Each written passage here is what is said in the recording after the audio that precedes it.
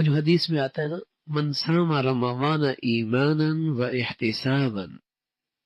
من صام رمضان ایمانا و احتسابا، جو نیکی کرتا ہے کہ اجر و ثواب کے یقین کے ساتھ اس پہ مجھے نفع ملے گا، اس پر مجھے نفع ملے گا، یہ عبادت ہوتی ہے۔ اور نفع نقصان کا خطرہ دل میں نہ ہو تو پھر کیا ہوتا ہے، وہ رسم بن جاتی ہے، وہ رسمی عبادت ہوتی ہے کہ فجر پڑھی تب بھی کیا ہے، نہ پڑھی تب بھی کیا ہے، تلاوت کی تب بھی کیا ہے، نہ کی تب بھی کون سا نقصان ہوا، جھوٹ بولا تب بھی کیا ہے، سچ بولا تب بھی کیا، کوئی نفع نقصان کا اندر خیال نہیں۔ تو پھر کیا ہوتا ہے،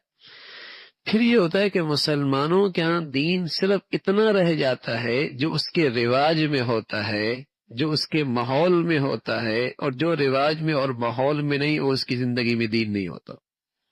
اس لیے کہ نفع نقصان کا تو ہے نہیں، وہ تو ماحول سے جمعہ پڑھ رہا ہے، اس لیے کہ سب جمعہ پڑھنے نکل رہے ہیں، اس لیے کہ سب نماز پڑھ رہا ہے، یہ بھی نماز میں چلا گیا، لیکن چونکہ ایئرپورٹ پہ کوئی نہیں پڑھ رہا یہ بھی نہیں پڑھے گا، نقصان کا تو اس کو اندیشہ تھا ہی نہیں نا، جہاز میں تو کوئی نہیں پڑھ رہا یہ بھی نہیں پڑھے گا، بازار میں تو کوئی نہیں پڑھ رہا یہ بھی نہیں پڑھے گا، کیونکہ اسے نہ پڑھنے کا خطرہ کوئی نہیں کہ نقصان تھوڑی ہونا ہے، کوئی نفع تھوڑی ملنا ہے۔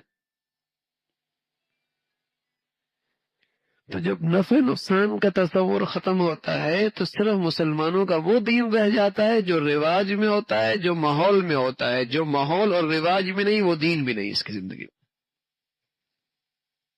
جو وہ اس لیے پڑھ رہا ہے، سب پڑھ رہے ہیں، نہیں پڑھے گا تو لوگ کیا بولیں گے، رواج میں نا، جو جہاں رواج نہیں ہے تو مجا لے وہاں، اور جو دین رواج میں ہے وہ تو کر رہا ہے اہتمام سے، اور جو رواج میں نہیں اس کی الگ ہے، وہ اس سے بڑا دین کا حصہ ہے لیکن اسے نہیں کرے گا، اس لیے کہ وہ رواج میں نہیں، تو وہ عادت ہے، وہ رسم ہے، وہ رواج ہے، دین نہیں ہے۔ دین عبادت تو تب بنتی ہے جب آدمی کو نفع نقصان کا یقین ہو،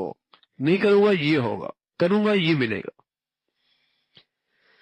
تو تلاوت بھی بھائی اس تصور کے ساتھ کیجئے، پھر دیکھو کیا مزہ آتا ہے